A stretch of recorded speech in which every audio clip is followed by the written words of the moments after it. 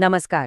जगात एक असा देश आहे ब्राझील, जिथे वनस्पतींच्या प्रजातींची विविधता जगात सगळ्यात जास्त आहे. पण असं का? निसर्गाचा हा सगळा खजिना एकाच ठिकाणी का एकवटलाय?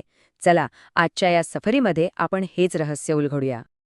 पण ही सफर सुरू करण्यापूर्वी एक प्रश्न डोळ्यासमोर येतो नाही का, की अखेर एकाच देशावर निसर्गाने एवढी मेहरबानी का केली असावी? ह्याच प्रश्नाच्या उत्तरात लपलंय ब्राझीलच्या अफाट नैसर्गिक विविधतेचं रहस्य. आणि या प्रश्नाचं उत्तर दडलंय ब्राझीलच्या भूगोलात आणि तिथल्या हवामानात. याच दोन गोष्टींमुळे इथे जगातल्या सगळ्यात जास्त वनस्पतींच्या प्रजाती सापडतात. समोर जे दिसतंय ना, ती तर फक्त एक छोटीशी झलक आहे. चला तर मग या प्रचंड मोठ्या विविधतेमागे जो एक साधा पण तितकाच महत्वाचा नियम आहे तो समजून घेऊया. हा नियम खरं तर अगदी सोपा आहे. बघा, जिथे वर्षभर भरपूर पाऊस पडतो तिथे काय होतं? घनदाट हिरवीगार सदाहरित जंगलं तयार होतात. आणि याउलट जिथे पाऊस फक्त काही महिनेच पडतो तिथे गवताळ प्रदेश आणि काटेरी झुडपं वाढतात. सोपं आहे.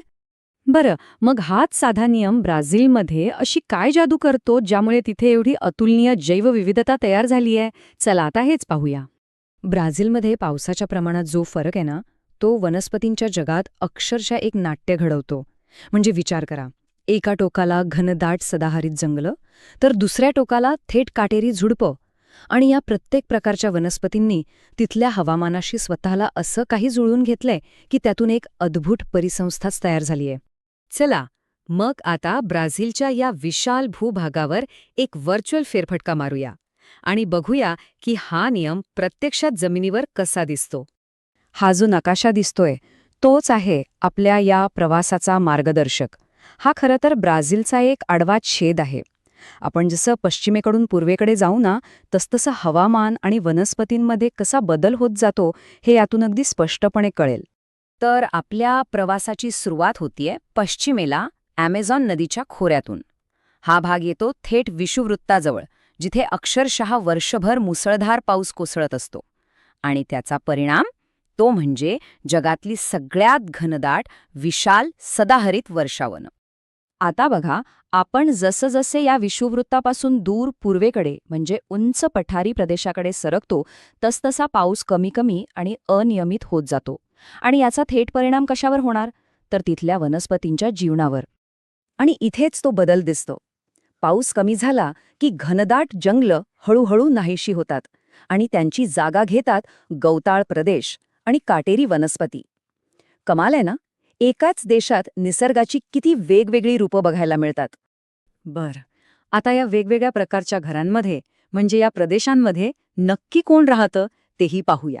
चला, भेटूया ब्राझीलच्या काही खास रहिवाशांना, म्हणजेच इथल्या वनस्पती आणि प्राण्यांना. ब्राझीलची जंगलं म्हणजे जणू काही मौल्यवान वृक्षांचं भांडारच आहे.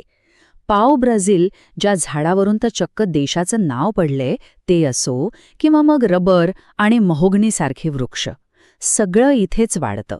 आणि हो, सोबत ऑर्किडसारखे हजारो रंगांची फुलं तर या जंगलांची शोभा अजूनच वाढवतात. आणि ह्याच घनदाट जंगलांच्या सावल्यांमध्ये कुणाचं राज्य चालतं? तर जॅग्वारचं. हा मायावी शिकारी खरं तर या समृद्ध परिस्थितीच्या ताकदीचंच प्रतीक आहे. तर दुसरीकडे दलदलीच्या प्रदेशात आणि नद्यांमध्ये आपल्याला भेटतात अजस्त्र ॲनाकॉन्डासारखे सरपटणारे प्राणी.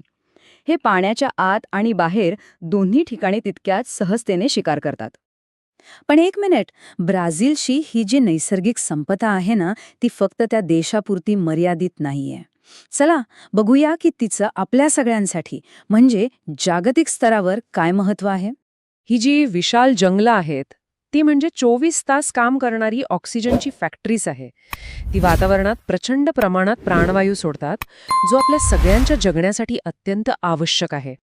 एवढंच नाही, तर आजच्या काळातला सगळ्यात मोठा धोका म्हणजे हवामान बदल, त्याला कारणीभूत ठरणारा कार्बन डायऑक्साईड ही जंगलं शोषून घेतात. सोप्या भाषेत सांगायचं तर ती आपली पृथ्वी थंड ठेवायला मदत करतात. आणि म्हणूनच त्यांच्या या दुहेरी आणि अत्यंत महत्त्वाच्या कामामुळे ह्या वर्षावनांना एक खास नाव मिळालंय, जगाची फुफ्फुसे.